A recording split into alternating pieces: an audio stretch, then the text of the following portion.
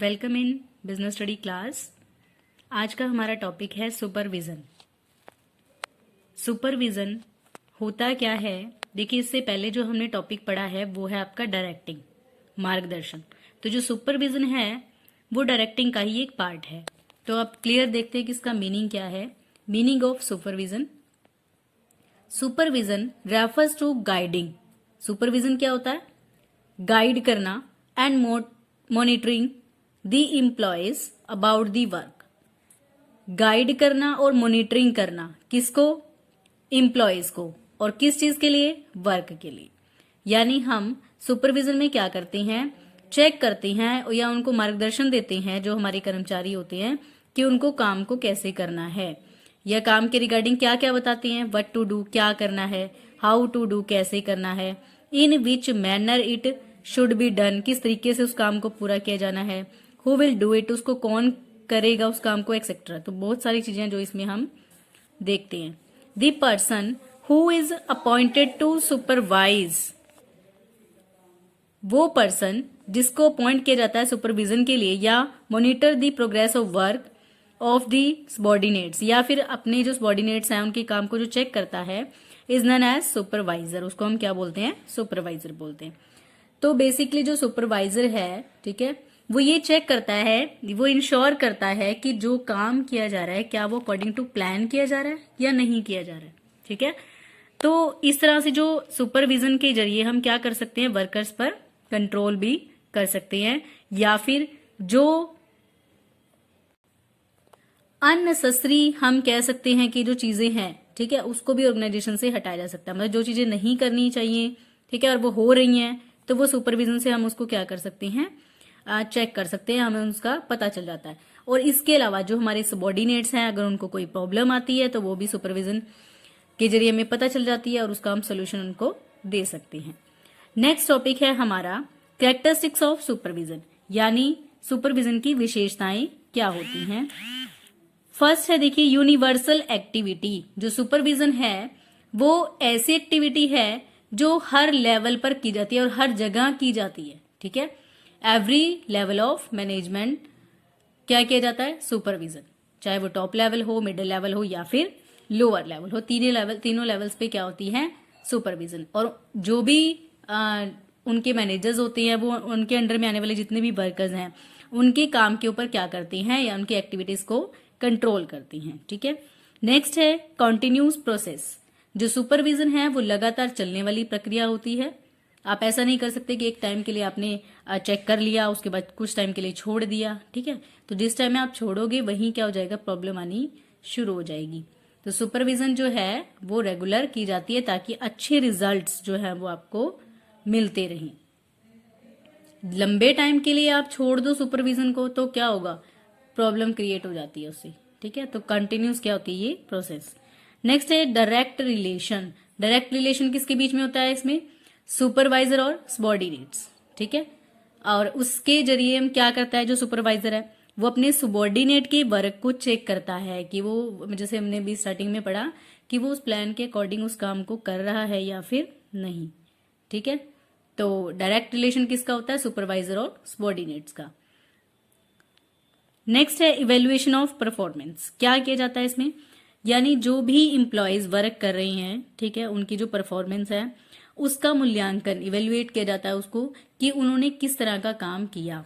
जो हमने standard set किए कि काम कैसा करना है। मान लीजिए आप किसी इंप्लॉय को बोल देते हो कि आपने एक दिन में 10 यूनिट्स बनानी है, ठीक है, तो क्या उसने वो 10 यूनिट्स बनाई या फिर नहीं बनाई? इस चीज को आप क्या करोगे? चेक करोगे।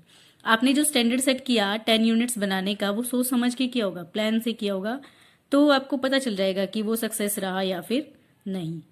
नेक्स्ट है main part of directing function. जो सुपरविजन है वो मेन पार्ट किसका होता है? डायरेक्टिंग फंक्शन का, क्योंकि डायरेक्टिंग फंक्शन में भी 4 पार्ट्स आते हैं, तो ये उसका फर्स्ट पार्ट है, निर्देशन का ही सुपरविजन। ठीक है, पर्यवेक्षण जिसको कहते हैं। नेक्स्ट है special importance for lower level. बहुत ज्यादा मायने रखता है ये, कहां पर? लोअर लेवल में। लोअर लेवल में क्यों ये जरूरी है? क्योंकि देखिए मेन जो वर्क है, ठीक है, वो सारा किससे जुड़ा होता है? आपका लोअर लेवल से जुड़ा होता है, जहां पर एक्चुअल वर्क जो है वो परफॉर्म किया जाता है। ठीक है, यही कारण है कि वहां सुपरविजन की जरूरत ज़्यादा पड़ती है। उनको टास्क दिए जाते हैं कंप्लीट करने के लिए, ठीक है। देखा जाता है कि प्लान के अकॉर्डिंग वो वर्क कर रहे हैं या फिर नहीं कर रहे हैं। नेक्स्ट है ऑप्टिमम यूटिलाइजेशन ऑफ रिसोर्सेज, मतलब बहुत अच्छे से यूज होता है, या जो आपके रिसोर्सेज हैं उनका प्रयोग भी कैसे होता है, अच्छे से। वो पता कैसे चलेगा, सुपरविजन से, ठीक है। जो चेकिंग है, जितनी भी एक्टिविटीज कर रहे हैं जो एम्प्लॉयज हैं, उनकी चेकिंग कौन करता है, सुपरवाइजर करता है, ठीक है। कि कैसा रिजल्ट रहा, कैसा परफॉर्मेंस जो है उनकी रही वर्कर्स की, और जैसा आप चाहते थे प्लान के अकॉर्डिंग वैसे हुआ नहीं हुआ है, रिसोर्सेज जो आपके वेस्ट तो नहीं हो रहे हैं। तो ये सारी जानकारी आपको कैसे मिलती है, सुपरविजन से मिलती है, ठीक है। यानी चेकिंग करते हो आप इसमें एक तरह से वर्क की। तो ये थे आपके कैरेक्टरिस्टिक्स। नेक्स्ट टॉपिक है इम्पोर्टेंस, ठीक है, कि जो सुपरविजन है वो क्यों जरूरी है। फर्स्ट है ensure issuing the of instruction, यानी इंश्योर किया जाता है कि जो इंस्ट्रक्शंस जो है टॉप लेवल से दी गई हैं, क्या वो सब लोगों तक पहुंच गई हैं। मान लीजिए टॉप लेवल से जो इन्फॉर्मेशन है वो कहाँ जाएगी, मिडिल लेवल तक, और मिडिल लेवल से लोअर। तो लोअर लेवल पे या मिडिल लेवल पर भी हर एक जो पर्सन है, क्या उस तक वो इन्फॉर्मेशन पहुंच गई। तो ये कैसे पता चलता है, सुपरविजन से पता चलता है, ठीक है। सुपरविजन अगर इन्फॉर्मेशन पहुंच गई है, मीन सभी ने आगे उसको सही तरीके से पहुंचा दिया है, सबको पता है उसके बारे में। और अगर नहीं पता है तो क्या होगा, मान लीजिए सपोज करिए आपने पॉलिसी बनाई कि आप जो है वो क्रेडिट जो है सेल नहीं करोगे।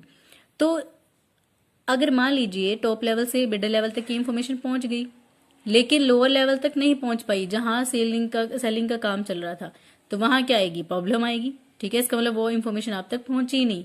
पता कैसे चला वो, क्योंकि आपने इस चीज को चेक किया, सुपरवाइज किया।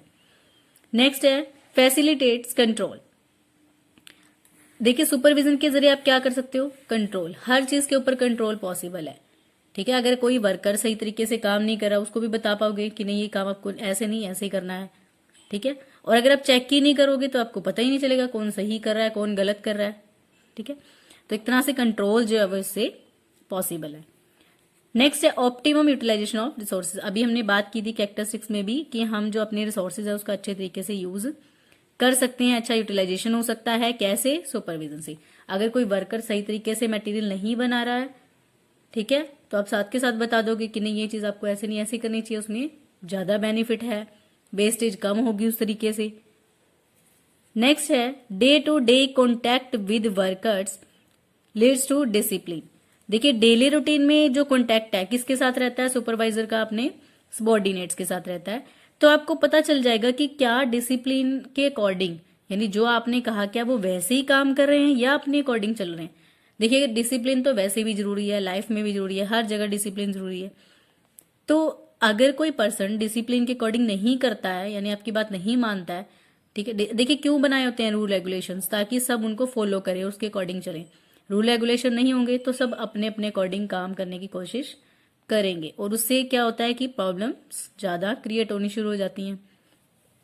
तो ये चीज भी आपको पता चलती रहेगी, कैसे, क्योंकि आप कॉन्टैक्ट में हो डायरेक्टली किसके साथ, वर्कर्स के साथ। नेक्स्ट है मेंटेन ग्रोथ यूनिटी। देखिए ग्रोथ बहुत ही मायने रखती है आपके ऑर्गेनाइजेशन के लिए, ठीक है। तो वो क्या, वो ग्रोथ वो है यूनिटी में है, ठीक है। लगातार क्या वो ग्रोथ जो आपकी हो रही है, क्या सब मिलकर उसी के लिए वर्क कर रहे हैं, ठीक है, क्या यूनिटी है वर्कर्स में भी। तो ये सारी चीजें हम क्या कर सकते हैं, हमें सुपरविजन से वो पता चल जाती हैं। नेक्स्ट है फीडबैक। फीडबैक में देखिए हमें पता चलेगा कि वर्कर्स ने कितना काम किया कितना नहीं। फीडबैक कैसे मिल रही है, जो आपने टारगेट दिया वर्कर ने वो अचीव कर लिया। आपने बोला आपको 1 डे में आपका टारगेट है कि आपको 50,000 की सेल करनी है, कुछ भी हो सकता है, एनीथिंग जो आपका टारगेट है सेल्स को लेकर हो सकता है। मान लीजिए आपका जो टारगेट था वो 50,000 का था कि आज जो इनकम होनी चाहिए, तो उसके अकॉर्डिंग आप चेक करोगे कि क्या उतनी हुई रिकवरी या नहीं हुई, ठीक है। वही आपकी फीडबैक है। इसका मतलब अगर हो गई तो वर्कर्स ने वैसे ही वर्क किया जैसे आपने उनको बोला, तो आपको एक तरह से वो क्या मिल रही है, फीडबैक मिल रही है, यानी आपकी बात को, आपकी जो इंस्ट्रक्शंस है उसको फॉलो किया जा रहा है, ठीक है। नेक्स्ट है last on the job training, एक तरह से क्या है ये, देखिए ट्रेनिंग दो तरह की होती है, एक दी होती है ऑन दी जॉब, दूसरी ऑफ दी जॉब। तो एक तरह से ये कौन सी है, ऑन दी जॉब, क्योंकि आप जॉब के साथ साथ कर रहे हो दोनों काम, ठीक है, सुपरवाइज कर रहे हो यानी चेक कर रहे हो, देख रहे हो उनको कि वो कैसे वर्क कर रहे हैं, अगर गलत कर रहे हैं साथ के साथ बता रहे हो कि आपने ये काम ऐसे नहीं ऐसे करना है, ठीक है। तो एक तरह से क्या है, ऑन दी जॉब वो ट्रेनिंग होती है, आप उनको ट्रेंड करते हो, उनको सिखाते हो कि आपने उस वर्क को करना कैसे है, गलत है तो ठीक करने का तरीका बताते हो, कोई प्रॉब्लम आ रही है वो उनकी सॉल्व करते हो। तो इस तरीके से सुपरविजन से क्या किया जा सकता है, आप जो है अपनी ऑर्गेनाइजेशन को ग्रोथ जो है वो लगातार कर सकते हो, ठीक है, और आपके जो ऑब्जेक्टिव्स हैं वो इजीली अचीव हो जाएंगे। तो सुपरविजन जो है वो बहुत ही ज्यादा इंपॉर्टेंट है आपके ऑर्गेनाइजेशन के लिए। तो ये आपका पूरा टॉपिक था। Thank you so much for watching.